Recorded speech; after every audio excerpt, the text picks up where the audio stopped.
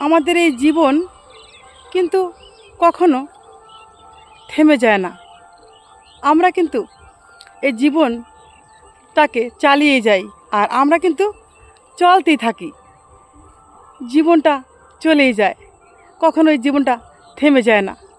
আর যখন থেমে যায় তখন তো একবারই থেমে যায়। আর যখন আমরা বেঁচে থাকি তখন আমাদের জীবনটা কিন্তু সবসময় চলে যায়, কখনো থামে না। তো আমাদের এই মনটা কিন্তু মাঝে মাঝে থেমে যায়। মনটা কখন থেমে যায় জানো বন্ধু? যখন আমাদের প্রিয় মানুষটার কথা, যেই মানুষটা আমাদের সবচাইতে বেশি ভালোবাসে, সে যেই মানুষই হোক, বেশি ভালোবাসা দিয়েছে বা বেশি ভালোবাসে, সেই প্রিয় মানুষটার জন্য কিন্তু আমাদের এই মনটা মাঝে মাঝে থেমে যায়। যতই আমরা এই জীবনটাকে চালাই, কিন্তু সেই প্রিয় মানুষটার জন্য কিন্তু মাঝে মাঝে থেমে যায়। বলো বন্ধুরা, ঠিক না?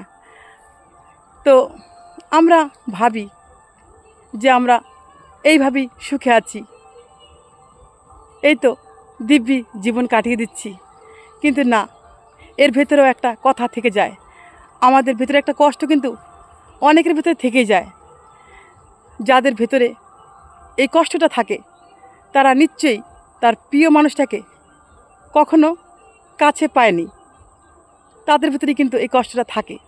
তো আমরা অনেক সময় রাগে অভিমানে বলি ভালো আছি, সেই প্রিয় মানুষটাকে ছেড়ে অনেক সুখে আছি। আসলে কি আমরা সেই প্রিয় মানুষটাকে ছেড়ে সুখে আছি? আসলে কিন্তু আমরা সুখে নেই, কিন্তু সব সময় আমাদের সুখের একটা অভিনয় করে যেতে হয়। কারণ এই সুখের অভিনয়টা নিয়েই আমরা বেঁচে আছি। কিছুতেই তাকে বুঝতে দেওয়া যাবে না যে আমিও দুঃখে আছি, তোমাকে ছাড়া কষ্টে আছি। তাই তো আমরা অনেকেই কিন্তু অভিনয় করি, এই অভিনয়ে আমরা খুব সেরা। তো এই জীবনে চলতে গেলে আমাদের ভালো সম্পর্ক কারোর সাথে থাকে, কারোর সাথে খারাপ সম্পর্ক থাকে, এই নিয়েই কিন্তু আমাদের এই জীবন চলে। আমরা কখনো একটা মানুষ সবার কাছে ভালো হতে পারি না, ভালো হওয়া যায় না। যদি চেষ্টা করো, একটা মানুষ কখনো 10 জনের কাছে ভালো হতে পারে না। হয়তো তুমি 6 জনের মন জোগাবে আর 4 জনের মন জোগাতে পারবে না। তো যে প্রিয় মানুষ, সে তো প্রিয় মানুষই থাকে।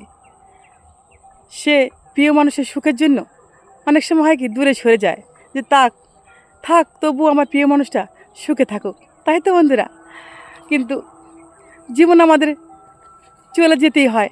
জীবন কিন্তু আমাদের থামানো যায় না, কিন্তু মাঝে মাঝে থেমে যায় আমাদের এই মনটা, একটু একটু করে থেমে যায়।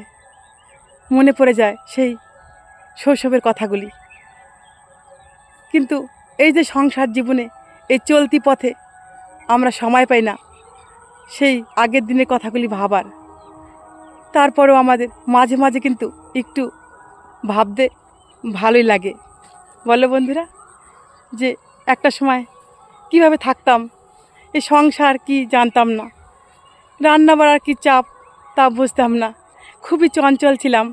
আর ভাবতাম যখন ছোটো ছিলাম, মা আছে, মারাই রান্না করে।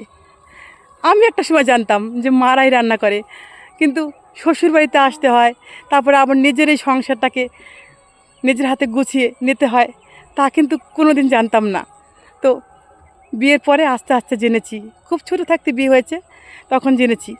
এরকম অনেকেই জীবন সম্পর্কে কিছু জানেও না, বোঝেও না, তখনই তাদের বিয়ে হয়ে যায়। আর বিয়ের পরে তখন বুঝতে পারে এই জীবনটা কত কষ্টের। আগে যদি কেউ বুঝতে পারতো এই জীবনটা এত কষ্টের, তাহলে কেউ জীবনে মনে হয় বিয়ে করতো না।